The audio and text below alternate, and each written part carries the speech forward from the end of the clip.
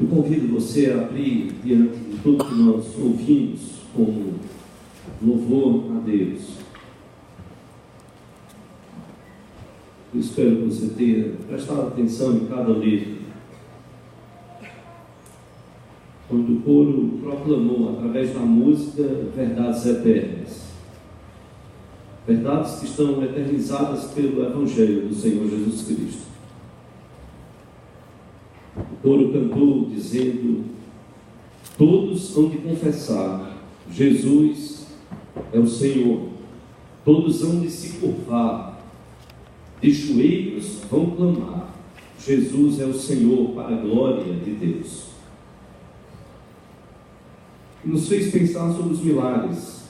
A mulher perdoada quando poderia ter sido morta e apedrejada, usada pelos interesses religiosos da época. Louvores que nos fizeram pensar numa mulher que poderia refletir e pensar: fez o meu passado esquecer. Mais do que isso, restaurou a paz.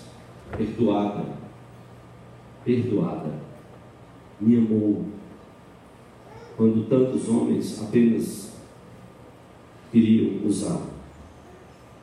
Bendito, hosana para o rei. Jesus era o que todos eles precisavam.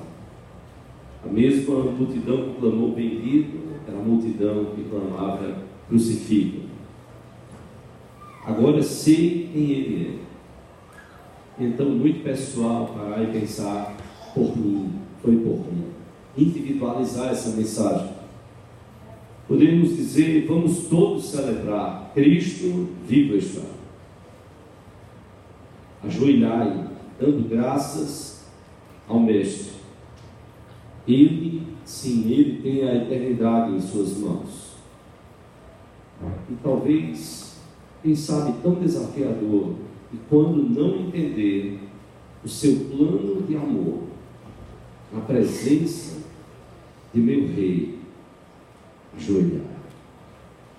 Talvez você possa vislumbrar um pouco mais, eu espero que muito mais, do que a palavra de Deus nos fala lá em Efésios 2, capítulo 2, a partir do versículo 11. Efésios 2, a partir do versículo 11. Se você puder ficar de pé por esses instantes, logo depois nós vamos convidar as crianças, vamos orar por elas e por nossas vidas. Efésios 2, a partir do versículo 11.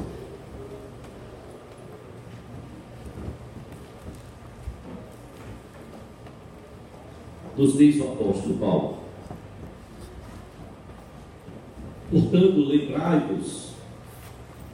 lembrai-vos de que outrora vós, gentios, ou seja, pagãos, não judeus na carne, chamados incircuncisão por aqueles que se intitulam circuncisos na carne por mãos humanas, naquele tempo estáveis sem Cristo, separados da comunidade de Israel e estranhos às alianças da promessa, não tendo esperança e sem Deus no mundo.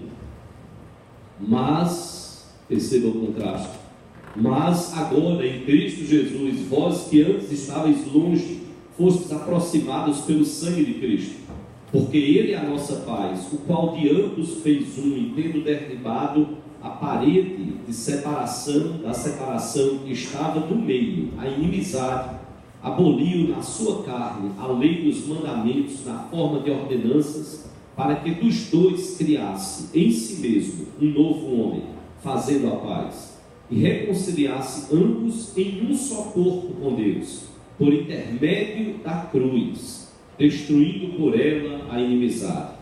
E vindo, evangelizou paz a vós outros que estáveis longe, e paz também aos que estavam perto, porque por ele ambos temos acesso ao Pai em um Espírito. Assim, já não sois estrangeiros e peregrinos, mas concidadãos dos santos, e sois da família de Deus, edificados sobre o fundamento dos apóstolos e profetas, sendo Ele mesmo, Cristo Jesus, a pedra angular, no qual todo edifício, bem ajustado, cresce para santuário dedicado ao Senhor, no qual também vós, juntamente, estáis sendo edificados para a habitação de Deus no Espírito. O Espírito de Deus nos faça compreender a sua palavra, aplique ela aos nossos corações. Eu quero convidar as crianças à frente.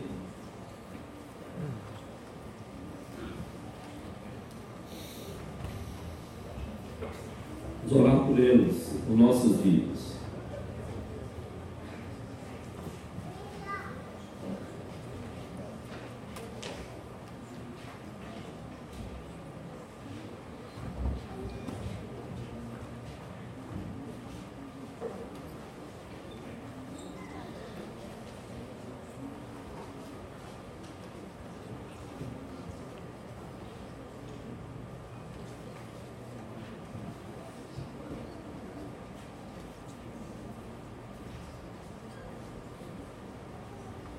Vamos orar, vamos curvar nossa fronte, vamos fechar os nossos olhos, todo mundo de olhinho fechado, vamos orar. Pai Santo, nós damos graças por tudo que ouvimos, te louvamos pelos louvores, hinos, cânticos que podemos entoar ao teu nome. Damos graças, ó Deus, pelos louvores entoados pelo coro. Neste momento, de modo especial, pedimos a tua bênção no entendimento da tua palavra. Ela que é a revelação especial para as nossas vidas. E dá que o nosso coração saia daqui grato, de louvor, de gratidão, de amor ao Senhor, por tudo que o teu Filho Jesus tem sido e continuará a ser nas nossas vidas. Nós clamamos a tua bênção sobre as nossas crianças. Pedimos que elas possam também compreender o verdadeiro sentido da Páscoa. E nós clamamos que o nosso coração esteja cheio deste sentido, para que com Páscoa ou sem Páscoa, com festa ou sem festa, possamos nos ajoelhar diante daquele que com tão grande amor nos conquistou, nos atraiu para si mesmo, nos perdoou, transformou as nossas vidas. Nós te bendizemos e te adoramos, Pai, por ele, o teu Filho Jesus, e o fazemos para a glória dele, em nome dele, hoje e sempre. Amém. Vamos sentar.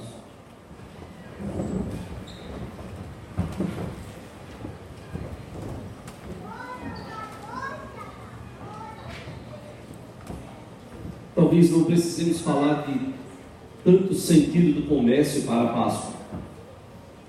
Diante de quem nos ajoelhar? Não diante de Maomé, não diante de Buda, não diante de Allan Kardec, não diante do Papa, de nenhum pastor, não. Unicamente diante do nosso Senhor e Salvador Jesus Cristo.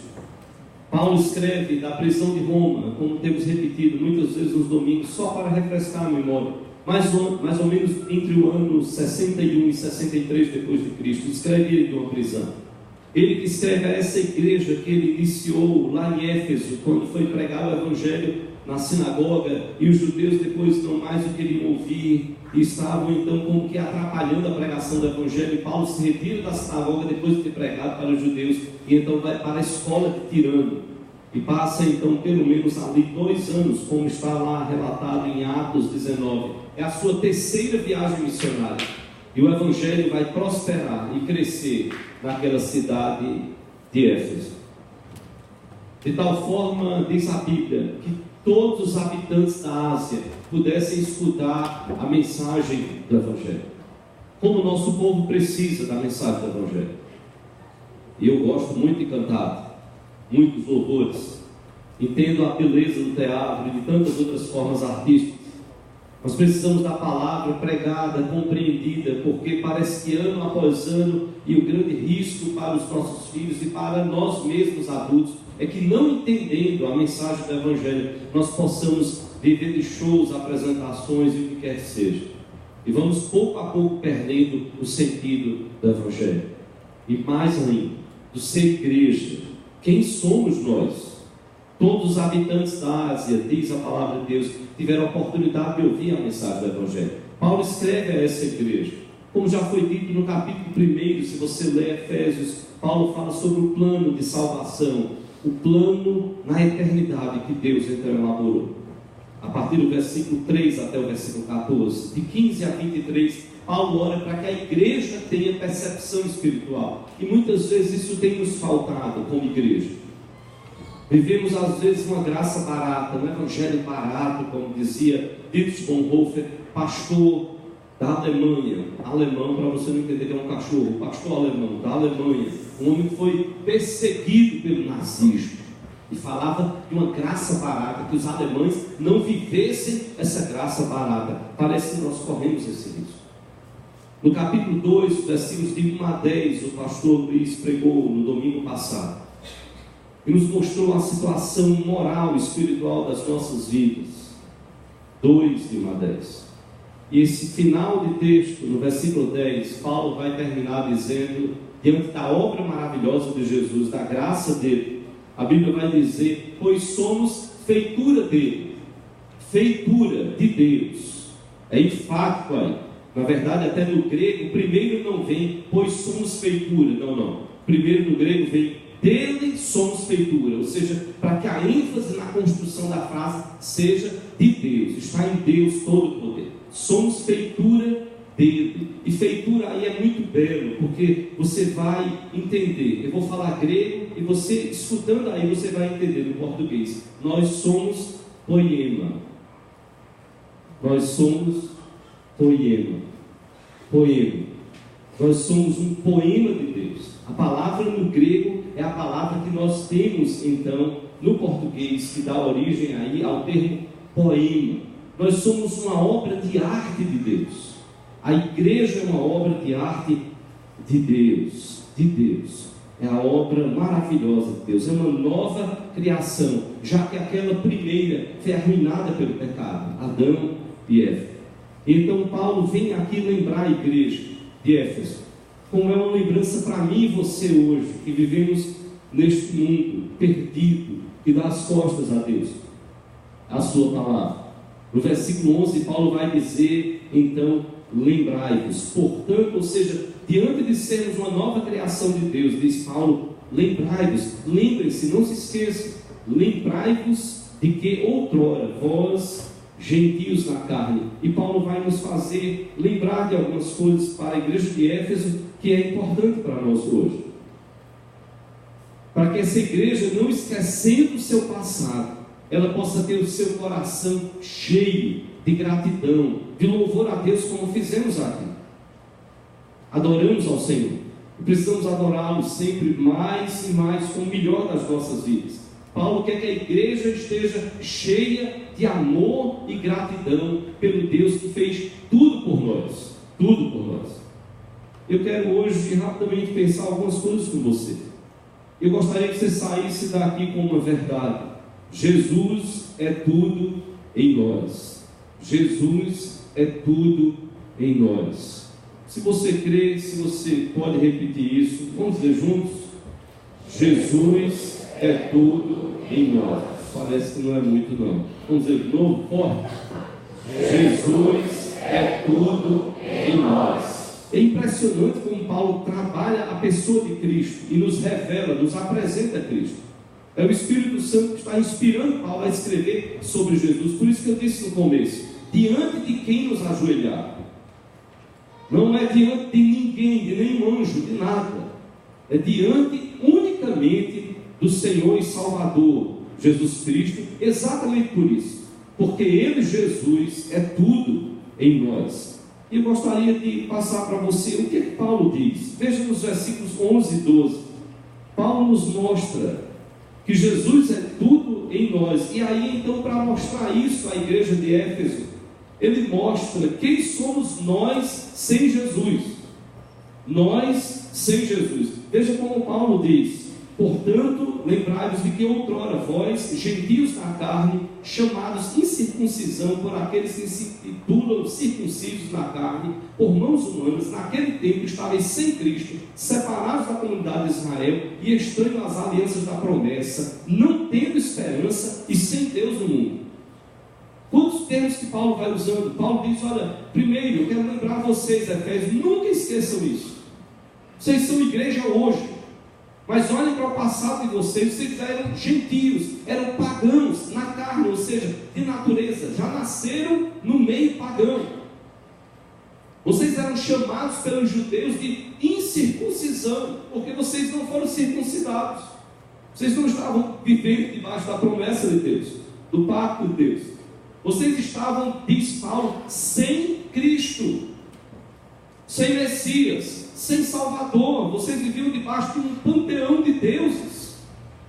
Sabe lá o Deus verdadeiro, como vocês viviam sem Cristo, diz Paulo.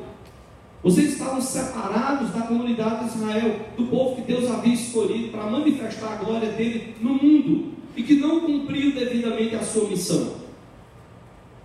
Vocês estavam estranhos às alianças, não conheciam a palavra, não conheciam o Antigo Testamento, as promessas, as bênçãos de Deus.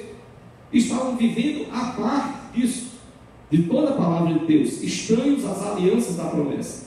Pior ainda, diz Paulo, vocês estavam vivendo sem esperança, sem um alvo, sem ter uma ideia de futuro. E para nós termos uma ideia, os gregos então imaginavam que a história era cíclica, ou seja, você morria e as coisas voltavam tudo a acontecer. Isso era algo sem fim, era a forma como a filosofia via a vida. Você parte, termina, morre, tudo se acaba, e então vem uma nova geração que vai repetir atos que foram feitos na história. A história era cíclica, eles não tinham uma visão de futuro. Haverá um dia, vamos estar na presença de Deus, vamos gozar de Deus por toda a eternidade. Não havia essa visão no meio dos pagãos. Eles viviam sem esperança. Mais triste ainda, diz Paulo, sem Deus no mundo. Era a forma como as pessoas viviam. Sem Deus no mundo. E é tão interessante, ou seja, quando Paulo fala sem Deus no mundo, ele está falando sem a ideia correta de Deus, sem o conhecimento verdadeiro de Deus. E perceba bem o seguinte, Paulo não estava dizendo que eles não eram religiosos. Eles eram religiosos. Eles tinham deuses. Quando Paulo foi a Atenas, e você bem sabe disso, quando Paulo chegou a Atenas, diz a Bíblia que ele então passando pelas ruas de Atenas, ele encontrou tantos altares. Há um filósofo que ele chega a dizer, mencionando sobre as divindades, ele diz, olha, em Atenas tinha tantos deuses que um dia os deuses fizeram uma assembleia, isso dito por um filósofo, para fazer uma crítica de tantos deuses que existiam em Atenas.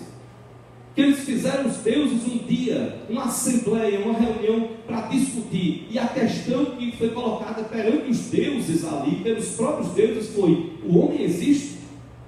De tantos deuses que os gregos tinham, que contrassenso, até chegar ao ponto que Paulo diz que encontra o altar ao Deus desconhecido. Ele diz: pronto, é esse aqui, o Deus que vocês não conhecem, porque eles viviam com medo de esquecer algum Deus. Então eles viram, construíram um altar e disseram: olha, isso aqui é que se a gente esquecer algum Deus, não, a divindade está representada por aquele altar, nós não esquecemos de nenhum Deus.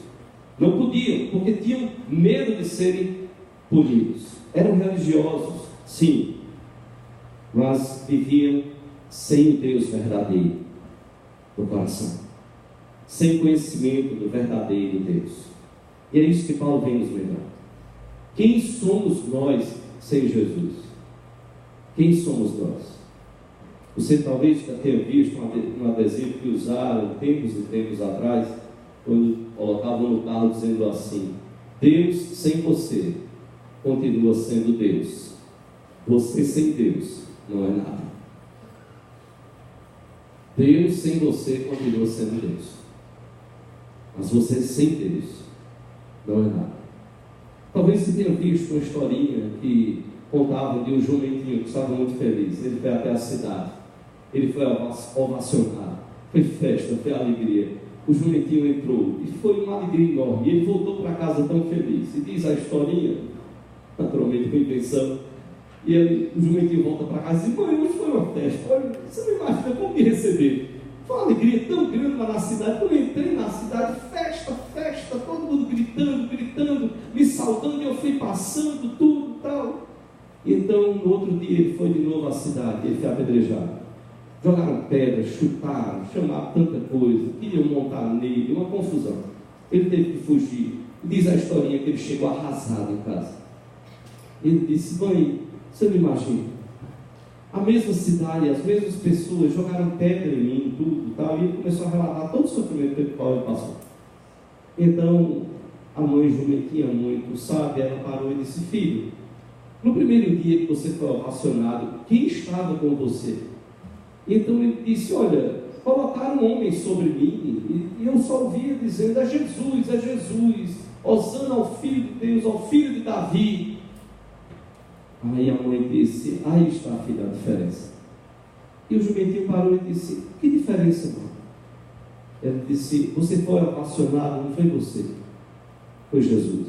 Agora, a grande verdade é: você sem Jesus não passa. E o jumentinho: você sem Jesus não passa, meu jumentinho. Eu e você sem Jesus, nós não somos nada. Essa é a verdade. Eu e você sem Jesus, nós não somos nada. E Paulo não queria que a igreja de Éfeso esquecesse isso. Jesus é tudo em nós, sim, mas nós precisamos entender primeiro a nossa posição, nós sem Jesus. Mas Paulo não para aqui. Paulo nos mostra algo maravilhoso. Se Paulo fala de nós sem Jesus, dos versículos 11 e 12, dos versículos de 13 a 18, Paulo fala sobre Jesus por nós, não nós sem Jesus, mas Paulo tira o foco de nós para colocar então o foco central na pessoa de Jesus. Jesus por mim, por você, Jesus por nós. É isso que Paulo diz. Olha como Paulo nos coloca a partir do versículo 13: mas agora em Cristo Jesus. Paulo vai chamar a atenção da igreja. Esse mas aqui é muito forte, é muito enfático. É o mesmo mas que está lá no versículo 4 desse capítulo 2. Mas Deus sendo rico, é este mesmo mas. É para mostrar um contraste. Quem éramos sem Cristo, mas a nossa história muda a partir de Jesus. A história de cada um de nós precisa mudar a partir de Jesus. No versículo 13, então, Paulo inicia colocando isso. Paulo então nos lembra, na continuidade do versículo: vós antes estáveis longe, vocês fostes aproximados pelo sangue de Cristo. Paulo começa a dizer: olha, Cristo fez algo extraordinário. Nós estávamos longe dele, vivendo sem Deus, sem Cristo, sim, mas não por vontade humana, mas sim por Cristo. Não foi eu e você que decidimos nos aproximar de Deus, não. Até parece. E depois, quando a gente vai conhecer a palavra, a gente vai olhar para a nossa história e vai dizer: puxa, eu não tinha percebido. Olha como Deus estava me cercando até trazer o meu coração para os braços dele. Vós antes longe, fostes aproximados pelo sangue de Cristo. O pecado nos separa, mas o sangue de Cristo nos aproxima dele e do nosso próximo. No versículo 14, Paulo vai começar. Então Paulo vai dizer: ele, Jesus, é a nossa paz. Paulo vai dizer que Jesus não só traz paz, mas Jesus vai dizer que ele, Jesus, é a paz. Não só traz, ele é. E a Bíblia nos fala sobre isso. A Bíblia nos diz que ele é o príncipe da paz. Ele é a nossa paz. E Paulo diz no versículo 14: de ambos fez um, judeus e gentios. Jesus gera paz entre eles.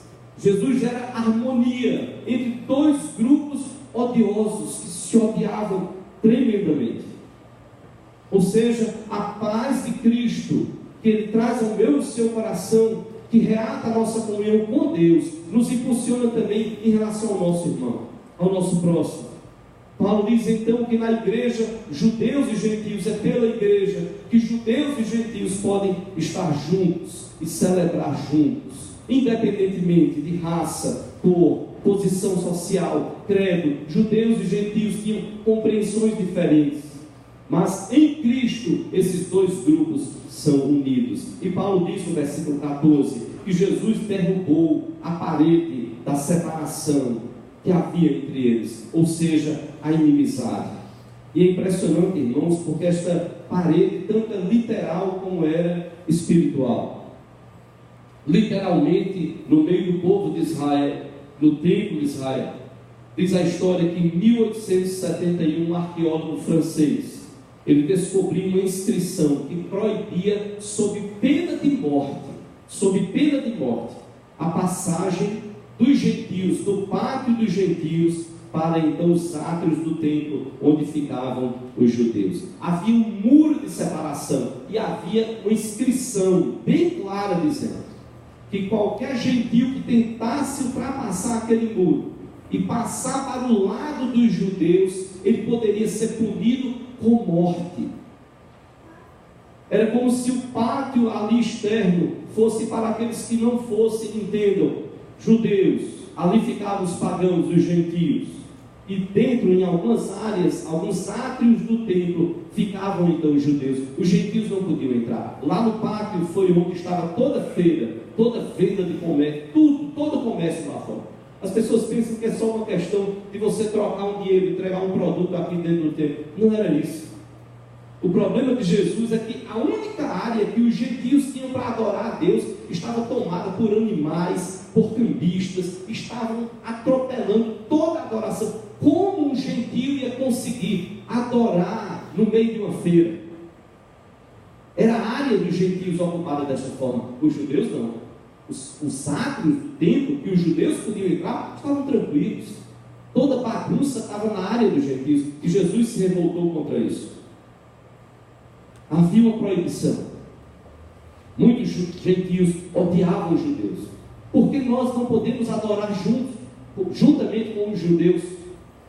Não só uma parede física, muro, mas havia também uma parede espiritual, a lei de Deus. Os gentios não seguiam esta lei.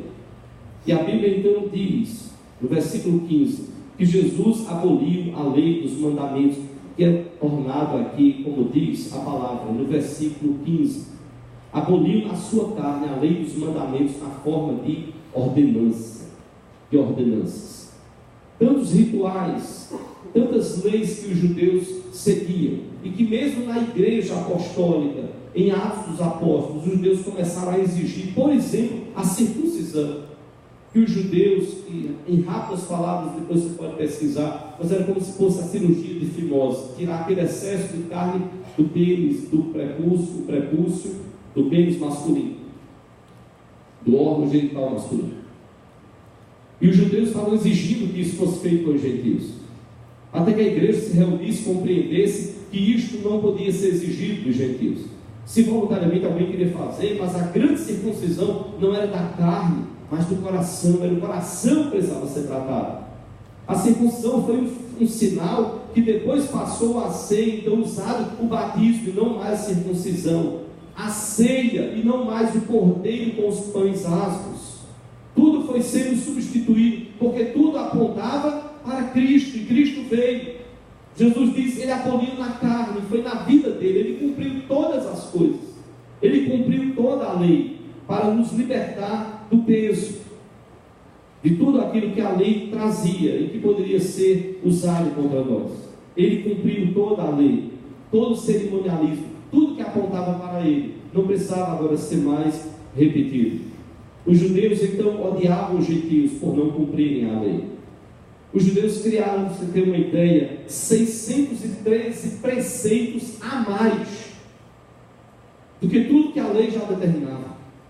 Só para você ter uma ideia, historiadores, estudiosos colocam que para se dar um nó no dia de sábado, caíram num extremo tão grande, que para se dar um nó no dia de sábado, os judeus determinaram então 40 formas. Se você não seguisse aquilo ali, você poderia ser acusado pelos fariseus, pelos escribas, pelos sacerdotes, de estar violando o sábado. Por isso que Jesus chega a dizer, olha, eles criaram tantas coisas, eles acrescentaram tantas coisas, que nem mesmo eles querem levar esse peso.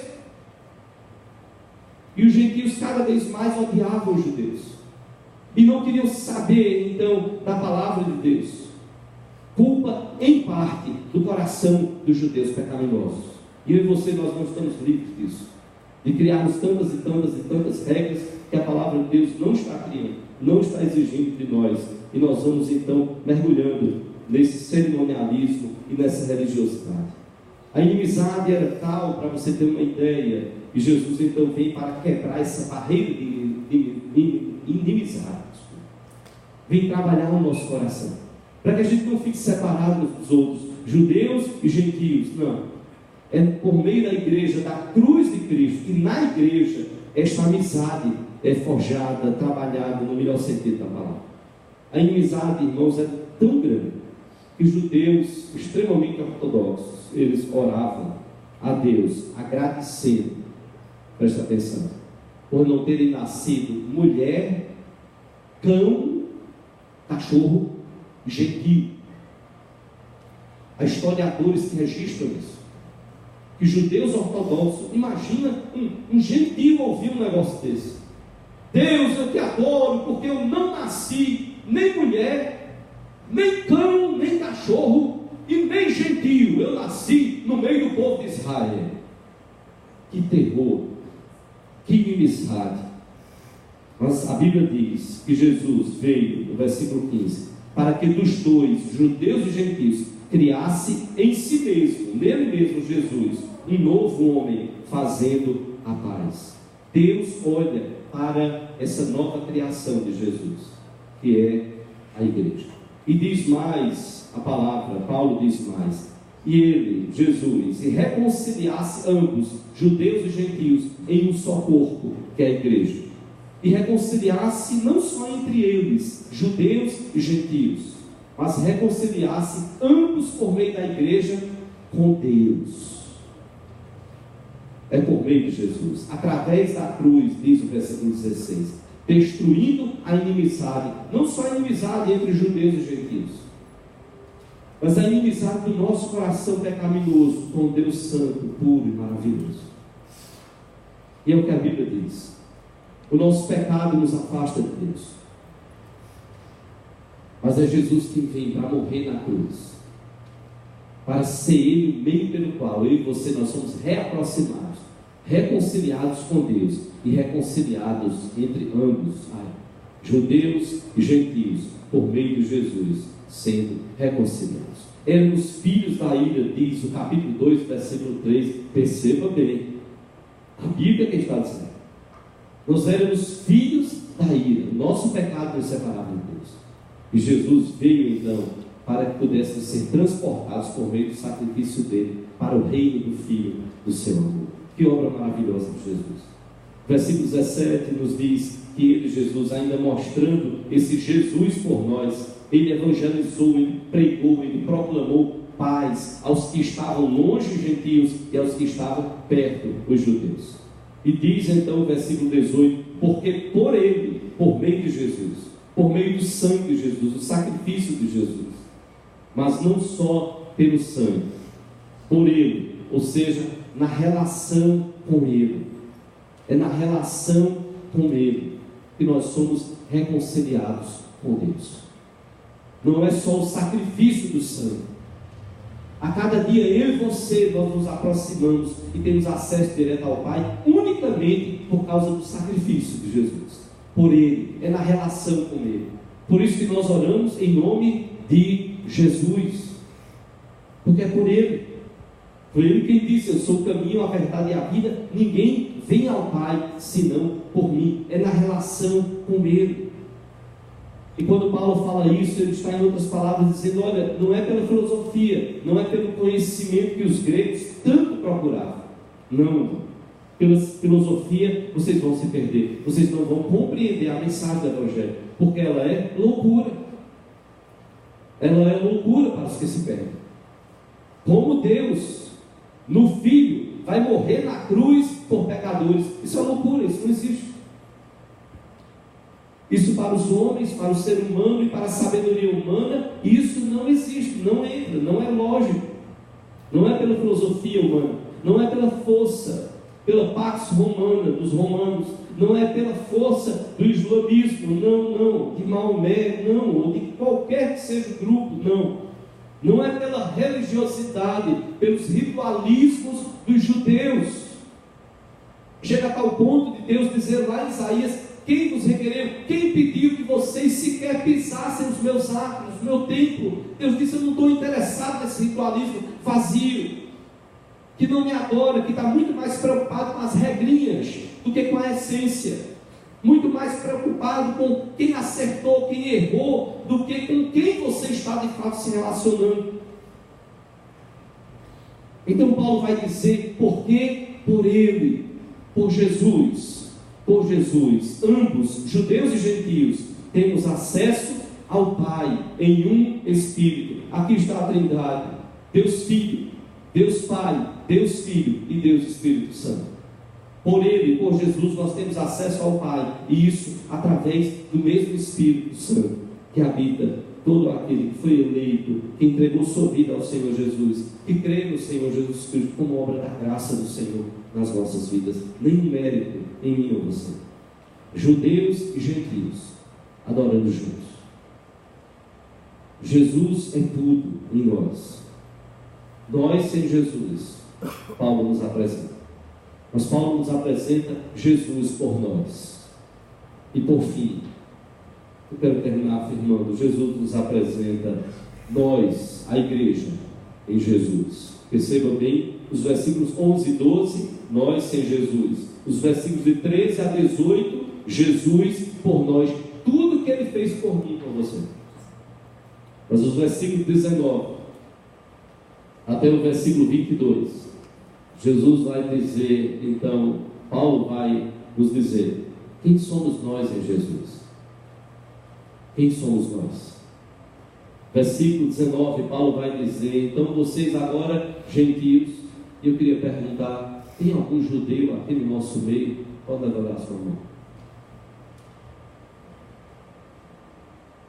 Não? Então somos todos gentios. Estamos em casa. Todos gentios. É como se Paulo estivesse olhando para mim e para você, e tivesse algum judeu aqui, desculpa, apontei para lá, podia estar ali, por ali, em algum lugar, e ele dissesse: sou eu. Não é mais você. Foi você. Você não me entendeu. Não era para ser Israel, era a glória de Deus. Deus usando o povo de Israel para alcançar as nações, os eleitos, aquele a quem Deus chamou em todo mundo, toda raça, povo, tribo, língua, nação. Não era você, povo de Israel. Você se perdeu na história. O povo de Deus não está perdido e trancado em uma nação. Não. Deus usou uma nação. Sim, nem todos eram de Deus. A própria Bíblia quem nos diz isso. E Paulo, que era judeu, diz isso com muita propriedade lá no livro de Romanos. Não é a circuncisão da carne, é a circuncisão do coração. E Paulo agora vai dizer à igreja de Éfeso, como que gritando para mim e para você hoje: nós em Jesus. Quem é a igreja? Quem somos nós em Jesus? Paulo vai dizer: olha, vocês não são mais estrangeiros e peregrinos como os judeus consideravam os gentios, mas, diz Paulo, vocês são concidadãos dos santos. Vocês têm cidadania espiritual dada por Deus. Vocês são, diz Paulo no versículo 19, família de Deus. Família de Deus. E Paulo vai falar aqui no capítulo 3, de quem toma o nome o Pai. Toda essa família, ela é chamada pelo Pai. É a família do Pai. É a família de Deus, Pai. É a família de Deus. Isso traz a ideia de intimidade, de lar, de proximidade, de acolhimento. Paulo então usa a figura da família para mostrar isso. Nós precisamos ser a comunidade que transmite o amor de Jesus, que acolhe as pessoas, porque nós não sabemos quem são os outros. Nós não sabemos. Eu soube de um pastor que há muitos e muitos anos, ele estava pelas ruas de uma capital aqui do Brasil, e ele tirava um tempo, ele ia por algumas ruas, ele orava, ele estendia as mãos para os céus, e ele começava a orar pelo meio da rua. E uma vez uma senhora parou e disse: moço, o senhor está bem? E ele disse: estou, meu filho, estou. O senhor está bem mesmo? O senhor não está precisando de ajuda, não? Eu estou vendo o senhor com as mãos para cima. O senhor está fazendo o que aí no pelo meio da rua, fala, o senhor está precisando de socorro? Eu disse, não, eu estou orando a Deus. Estou pedindo, Deus, manda os teus eleitos. Manda, Senhor, eu estou aqui pelo meio da rua, manda, Senhor, manda. E ele saía mesmo, pelo meio da rua, orando, clamando a Deus, pelas famílias, pelas casas, pelos apartamentos, saía pelo meio da rua. Oportunidades de testemunhar o Evangelho de Deus, de acolher pessoas. Não sabemos quem são. Precisamos ser a igreja que ama, que abre os braços, que acolhe, que transmite o amor de Jesus. E outra, não adianta nem você chegar, e aí chegou o visitante, você faz, você é eleito ou não? O cara vai dizer, não, nem chegou o período de eleição, nem sou candidato. Ele pode achar muito estranha a pergunta, muito estranho. A igreja foi desafiada a abraçar todas as pessoas, a acolher a mulher pecadora, a ser o apoio para que ela não volte mais ao pecado, como Jesus disse, vai, nem eu tampouco te condeno. Jesus não estava apoiando o adultério. Vai em paz e não peques mais. Que grande desafio para as nossas vidas. Em vez de sermos aqueles que vão querer atirar as pedras, julgá-la, tal, não, é a primeira ação, é de amor, é de ajuda, é de misericórdia, e deixar o julgamento para Deus. Paulo usou a figura da família, Paulo usou a figura do corpo, membros do mesmo corpo, e agora Paulo usa a figura do edifício. No versículo 20 ele diz, edificado sobre o fundamento dos apóstolos e profetas. E apóstolos e profetas não se referem a profetas do Antigo Testamento, até porque profeta está vindo depois da palavra apóstolos. É um conceito dos estudiosos que estavam falando dos profetas da igreja, levantados pelo Espírito de Deus no meio da igreja. Eles estavam profetizando e proclamando o Evangelho do Senhor Jesus Cristo. E a igreja estava edificada, como Paulo diz aqui. Nós não estamos edificados sobre sabedoria humana. Nós estamos edificados sobre o fundamento dos apóstolos e dos profetas.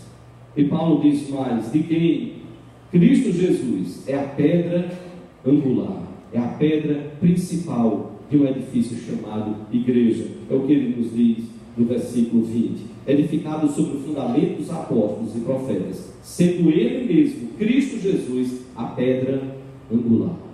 É Jesus a pedra principal, no qual diz então, através de Jesus, ele que é a pedra principal, a pedra angular, no qual todo edifício bem ajustado cresce.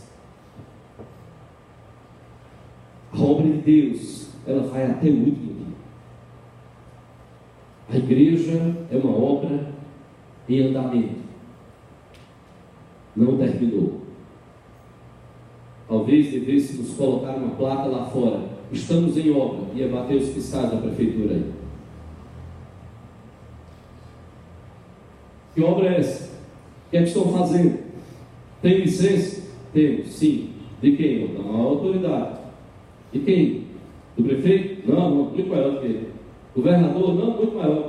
Bota maior nisso. Presidente da República? Não. Você não está entendendo quem é o maior. Estamos em obras. A igreja está em obras. A minha vida está em obras. A sua vida, eu espero que esteja em obras. Nós estamos em obras. Para quê? Para sermos santuário dedicado ao Senhor. E quando a Bíblia fala de santuário, os gregos têm duas palavras. Era o santuário, a estrutura física externa. Foi esta que os discípulos olharam e apontaram para Jesus. Mestre, veja que grandes obras. Estavam apontando para a estrutura física externa. Jesus fala do santuário interior. Paulo fala e usa o termo no grego para o santuário interior, ou seja, era a parte interior do templo, era o lugar do encontro de Deus com o seu povo, era o lugar da manifestação da glória de Deus. O povo de Israel tinha experiências gloriosas da glória de Deus no tabernáculo, da glória de Deus no templo, muito mais do que as estruturas externas. Era o interior, era o que Deus manifestava e fazia ali no templo, na parte interior do templo.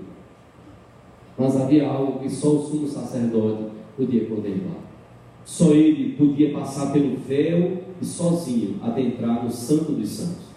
Certa vez até perguntaram se aqui era o Santo dos Santos. Eu até costumo dizer, eu acho lindo o cercadinho. Se eu fosse casar, eu dizia, não destrua, não, deixa pelo menos eu casar e depois então pode destruir. Se acha que tem que destruir. Eu sempre achei lindo, tão bonitinho o cercadinho. E alguém então perguntou, pastor, ali é o Santo dos Santos? Eu disse, não.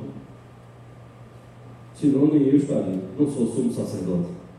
E todos nós somos sacerdotes em Cristo Jesus. Todo aquele que é do Senhor Jesus é o sacerdote do Espírito. Mas só o sumo sacerdote no templo de Israel entrava. E para você ter uma ideia, por determinação de Deus, primeiro esse sumo sacerdote oferecia sacrifícios por ele, e ele entrava para oferecer então pelo povo. Que grande responsabilidade. Outra questão, se o sacerdote, o sumo sacerdote morresse lá dentro, ninguém podia entrar, podia ser passível de morte se adentrasse o Santo dos Santos. Tudo isso Deus estava ensinando ao povo, respeito, e então apontando para Jesus, acesso ao Pai, que é santo, perfeito, puro. E então o sumo sacerdote entrava, sabe como? Amarrado por uma corda, porque se ele morresse lá dentro, ele tinha que ser puxado, ninguém podia entrar para tirá-lo, sob pena de Deus punir e matar quem adentrasse e passasse pelo véu. E aí você então entende, quando Jesus morre na cruz, a Bíblia diz que há um terremoto, e o véu se rasga de alto a baixo, os judeus ficam horrorizados. Agora o Santo dos Santos está aberto, exato, por meio de Jesus. É por meio de Jesus que eu e você temos acesso ao Pai em um Espírito. É isso que Paulo diz, louvado seja o Senhor por isso. Que maravilha, eu e você nos achegando ao Pai. E então Paulo diz, olha, nós estamos sendo trabalhados para ser um santuário dedicado ao Senhor. E Paulo então vai terminar dizendo, vós juntamente estáis sendo edificados para a habitação de Deus no Espírito. Que expressão gloriosa e maravilhosa. Não só os judeus, mas judeus e gentios juntos, vós juntamente com eles, estáis sendo edificados para a habitação de Deus no Espírito. O Senhor Jesus, através da cruz, tornou inúteis todos os sacrifícios. O véu se rasgou, o templo foi destruído, como ele profetizou. Anos se passaram, quase 3 décadas, aproximadamente quase 4 décadas depois, no ano 70 depois de Cristo, Antíoco Epifânio invadiu Jerusalém, arrasou, destruiu o templo, e pior ainda, pegou o altar do templo e sacrificou porcos e derramou sangue de porcos sobre o altar. O porco que era considerado, à luz do que a Bíblia fala do Antigo Testamento, das leis de Deus para o povo de Israel, que era considerado um animal imundo, foi sacrificado sobre o altar propositalmente. Antíoco Epifânio e os romanos sabiam o que estavam fazendo e profanaram tudo ali, destruíram tudo, como Jesus havia profetizado. Não ficará pedra sobre pedra. No lugar depois, até hoje, está a mesquita de Omar. Os muçulmanos tomaram conta. Israel só pode sacrificar ali, naquele lugar. Dinheiro eles têm para construir templos iguais no mundo todo. Não. Um lugar, um único lugar, e é ali, na mesquita de Omar. Ah, quantos judeus desejam por isso? E que nós sabemos, não há mais necessidade nenhuma de sacrifício. O sacrifício foi feito por mim e por você. Foi Jesus que morreu na cruz do Calvário. Não há mais necessidade. Qual é o lugar de adoração hoje? Paulo diz, vós estáis sendo edificados para a habitação de Deus do Espírito. A partir de Jesus precisa ser o nosso coração. Pastor, e o que é o templo? O templo não é o lugar da habitação de Deus. O nosso coração, sim, como a Bíblia nos ensina. É o próprio Paulo, que era judeu, que tinha um profundo respeito pelo templo. É ele quem diz, vós sois santuário de Deus. Ele escreve aos Coríntios, uma igreja que precisava se corrigir tantas coisas. Ele escreve agora aos Efésios para dizer: vós juntamente estáis sendo edificados para a habitação de Deus no Espírito. O templo é o lugar, sim, do nosso encontro com Deus. O templo é o lugar de darmos testemunho para o mundo. Mas veja bem, meus irmãos, se não começar aqui no coração, aqui vai ser vazio. A adoração que prestamos diariamente, a adoração que prestamos semanalmente, mensalmente nos nossos lares, a nossa vida individual, que resulta em adoração em família, ela deve resultar em adoração templária, comunitária, sim, mas como fruto de uma adoração individual. Eu não venho adorar no templo porque eu não tenho nenhum outro dia, nenhuma outra hora, nenhum outro momento com Deus. Não, não. Esse é um momento glorioso de exaltarmos ao Senhor. Porque como Paulo nos ensina, vós juntamente estáis sendo edificados para a habitação de Deus no Espírito. O nosso coração é onde o Espírito de Deus habita. E cumpre-se então, novamente, mais uma vez, enfaticamente pela vontade de Deus, o Emmanuel, é Deus conosco. Jesus que pisou a terra, mas Jesus que habita o meu e o seu coração, não porque mereçamos, é graça. Nós não merecemos. A igreja, só por meio de Jesus, se torna esta nova criação e este milagre. Alienados, agora se amam. Os sem cidadania, agora são chamados cidadãos do reino de Jesus. Os bastardos, ilegítimos e alvo da ira de Deus, agora não. Agora são filhos de Deus, no amor de Deus. Aqueles que eram inimigos odiosos, judeus e gentios, agora são reconciliados para assumirem o desafio de viver em amor. Jesus é tudo em nós. Nós, sem Jesus, nos apresenta Paulo. Jesus por nós, tudo que ele fez, dos versículos de 13 a 18, sim. E nós em Jesus. Que igreja somos nós? A partir do versículo 19 ao versículo 22. É inevitável no meu coração ecoar a pergunta daquele pastor idoso que, vez por outra, falei aqui da igreja, em um congresso interdenominacional. Corpo de Cristo, pastores, líderes de várias igrejas. Então, um homem de Deus idoso deixou uma pergunta para nós, pastores, líderes: que igreja está sendo edificada no seu coração? Que igreja está sendo edificada no seu coração? Jesus é tudo em nós. Que seja assim. Talvez você tenha visto um adesivo no carro. Isso me chamou a atenção. Depois eles começaram a mudar e eu achei que o que continuou ficou fraquinho, mas o bom foi aquele primeiro quando lançaram. O adesivo dizia: Filho de Deus, irmão de Jesus e habitado pelo Espírito Santo. É o fraco. Filho de Deus, irmão de Jesus, habitado pelo Espírito Santo. É o fraco. Mas às vezes agimos, pensamos, servimos como fracos. Por ora parece que esquecemos que somos filhos de Deus, que somos co-herdeiros, irmãos de Jesus, e somos habitados pelo Espírito Santo. Paulo vem lembrar essa igreja tudo que Jesus fez por nós.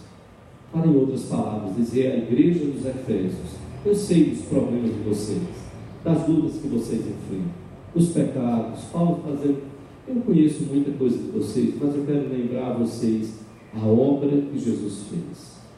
Nós sem Jesus não somos nada. Jesus por nós é tudo. E aí sim, nós em Jesus, por meio de Jesus, precisamos ser aquilo que Deus deseja. Jesus é tudo em nós. Que seja assim. Que Deus abençoe. Quero convidar você a se colocar de pé. E diante do que nós compartilhamos, ouvimos na adoração, pregamos, Jesus é tudo em nós. Quero convidar você a cantar, olhando, prestando bastante atenção à letra desse hino, a pedra fundamental. 298. Pense em cada frase, cada pedacinho aqui de letra. Eu fico a pensar na maravilha que é a igreja por conta da graça de Jesus, da graça dele sobre as nossas vidas. Que a gente adora, possamos então dizer: Senhor, diante do que fizestes, diante do que o Senhor tem sido para nós, continuará a ser, fez, faz e fará. Não nos resta outra atitude a não ser, de fato, nos ajoelharmos diante do Senhor. Vamos adorar o Senhor com todo o nosso coração.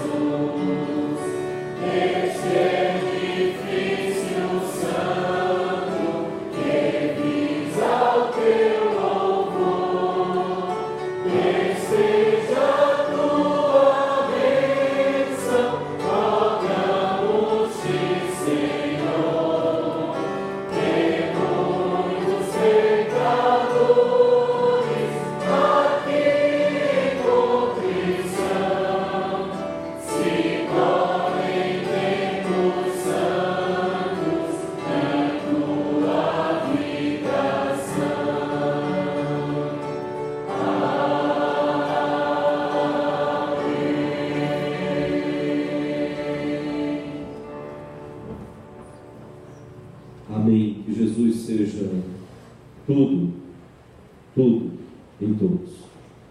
Tudo para cada um de nós. Nós sem Jesus. Jesus por nós.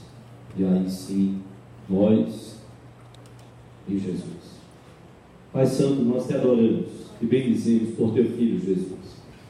Se há alguém aqui que ainda não entregou sua vida a Ele, que o Senhor possa amorosamente trazer. Nós somos pecadores, lavados no sangue do teu Filho Jesus, do Cordeiro, o símbolo da Páscoa. Somos pecadores que fomos alcançados por tão grande graça. Pecadores que fomos chamados para termos o privilégio da habitação do teu Espírito, não por mérito algum em nenhum de nós, mas porque assim aprove ao Senhor Deus. E nós te bendizemos por isso, Pai. Te adoramos, porque nada somos sem o teu Filho Jesus. Foi assim no teu agrado. Nada somos. Te adoramos por Jesus, o teu Filho. Te bendizemos por Ele. Te adoramos por tantas e tantas bênçãos, inumeráveis bênçãos. O Senhor Jesus, o teu Filho, ser por nós. e dá-nos a graça de que nós, por meio do Teu Filho, possamos ser a igreja que está no Teu coração, segundo a Tua palavra, revelada na Tua palavra. Nos desafia a cada dia, nos enche da alegria de caminharmos e juntamente, uns com os outros, podemos ser reconciliados após termos sido reconciliados contigo. Ó Pai, te adoramos e te bendizemos, e que não nos reste outra atitude a não ser ajoelhados, darmos toda a glória, toda a honra e todo o louvor ao Senhor pelos séculos dos séculos. Sustenta a tua igreja perseguida sobre a face da terra. Há tantos cristãos que estão sofrendo, há tantas famílias, ó Senhor, perdendo parentes, pais de família, mães, deixando filhos órfãos, famílias sendo dizimadas. Ó Deus, pobres, sustenta-os com a tua graça. Em meio às lutas e às pressões, que eles não temam perder a vida, em nome do Cordeiro que morreu por eles. Também nos ajuda, nós que temos o privilégio de sermos igreja, Senhor, a liberdade de adorarmos ao Senhor no nosso país. Nos ajuda para que isso não seja armadilha, nós possamos entender o privilégio, não vivermos a graça barata, vivermos a tua igreja a cada dia, nos esvaziarmos de nós mesmos e podermos entender quem é Jesus por nós e quem Ele deseja que nós sejamos nele, no teu Filho. Nos ajuda, nos abençoa como igreja. Nós clamamos isto. Te adoramos pelos louvores entoados. Te adoramos, ó Deus, pelos louvores dirigidos ao trono da tua glória para testemunhar o teu grande amor pelo coro da tua igreja. Te adoramos por cada participação, por cada equipe de som, de iluminação, de recepção, da junta diaconal, cada um, Senhor, que esteve aqui te servindo. Que o teu nome seja honrado, glorificado. Que vidas sejam alcançadas e transformadas pelo teu poder. Nós te oramos assim, Pai, no nome do Senhor Jesus Cristo, para a glória dele, hoje e sempre. Amém. Receber a bênção e que a graça do nosso Senhor e Salvador Jesus Cristo, que é tudo em nós, o amor de Deus, o nosso amado Pai, e a comunhão, as consolações, o poder e o fruto do Espírito, nos façam ser a igreja que está no coração de Deus. E nos abençoe, e abençoe todo o povo de Deus, hoje e agora, e para todos sempre. Amém.